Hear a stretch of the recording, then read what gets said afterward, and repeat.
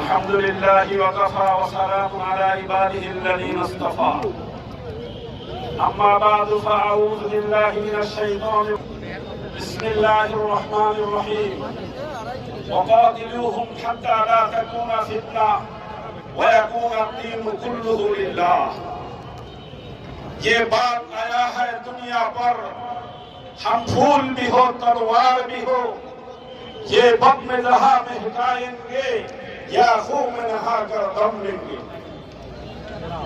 সম্মানিত আজকের এই সভার সভাপতি দিগার উলামায়ে কেরাম ও দূর দূরান্ত থেকে ইসলাম প্রিয় তাওহীদের জনতা, আপনারা জানেন আজকের এই সম্মেলন